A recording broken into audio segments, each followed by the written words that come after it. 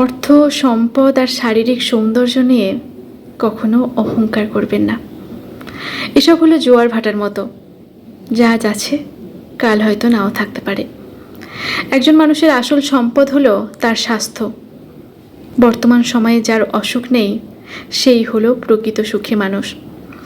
যদি অসুস্থ থাকে তাহলে বিশাল বহুল অট্টালিকায় কিংবা 5 স্টার হোটেলে গিয়ে থাকলেও আমরা সুখ খুঁজে পাবো না।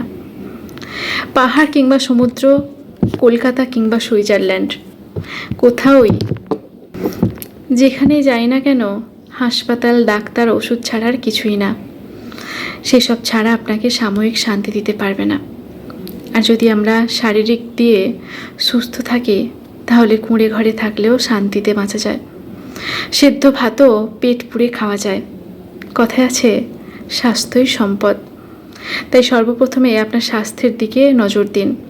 সারাক্ষণ অর্থের পিছনে ছুটলে আপনার ব্যাংক ব্যালেন্স কিংবা গাড়ি বাড়ি থাকলেও আপনি সেটা সুন্দরভাবে উপভোগ করতে পারবেন না। এমনও একটা হেলথ এমার্জেন্সি আসে যাতে এক লহমায় ব্যাংক ব্যালেন্স, গাড়ি বাড়ি সব নিমেষে জিরো হয়ে যায়। জীবনে বাঁচতে গেলে টাকার প্রয়োজন, কিন্তু সেই টাকার পিছনে ছুটতে গিয়ে নিজের শরীরকে এতটা অবহেলা করা উচিত নয় যাতে যখন তখন কোনো স্বাস্থ্য বিপর্যয় ঘটে। নিজের পরিবারকে সর্বশান্ত হতে হয়।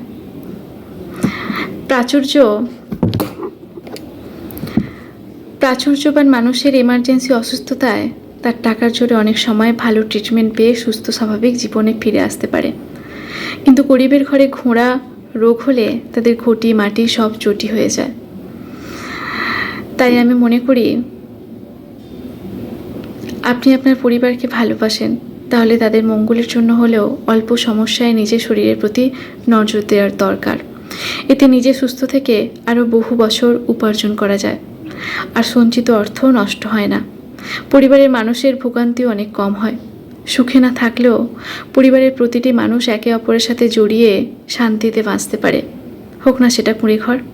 আপনি যদি কর্মক্ষম থাকেন তাহলে ওই কুঁড়ে ঘরই একদিন অট্টালিকা হয়ে উঠবে, অন্যথায় ওই কুঁড়ে ঘরটুকুই হারাতে হতে পারে। আপনি চাইলেই সবটা তেমন হবে না, সেটাই হবে যেটা ভগবান আপনার জন্য ভেবে রেখেছেন। উপরে উঠতে গেলে সিঁড়ির প্রতিটি ধাপে ধাপে সমানভাবে পা ফেলে সুন্দর ও সতর্কভাবে উঠতে হয়। 2-4টা সিঁড়ি টপকে দ্রুত ওঠার চেষ্টা করলে গড়িয়ে নিচে পড়ে যাওয়ার সম্ভাবনা প্রবল। তাই কর্ম করুন, তবে ধাপে ধাপে। একসাথে অনেকগুলো পরিকল্পনা বাস্তবায়িত করতে গেলে সবগুলোই ভেস্তে যেতে পারে। প্রতিটি কর্মের একটা ভালো দিক এবং একটা মন্দ দিক থাকে। এই দুটো দিক চিন্তা করেই কর্মটা শুরু করা উচিত। বিশেষ করে নেগেটিভ দিকটা, যদি কর্মের ফলাফল ইতিবাচক না হয় তাহলে সেটা কিভাবে সামলাবেন, যে সম্পর্কে একটা হোক ওয়ার্ক কার্ড থেকে ভেবে রাখা উচিত। প্রতিটি বিচক্ষণ মানুষই তাই করে থাকেন। তাই তাদের সফলতা হয়তো অনেক সময় দেরিতে আসে, কিন্তু একেবারে ধূলিসাৎ হয় না। তাই সর্বদা আয় বুঝে ব্যয় করুন, মাপ বুঝে ঝাঁপ দিন।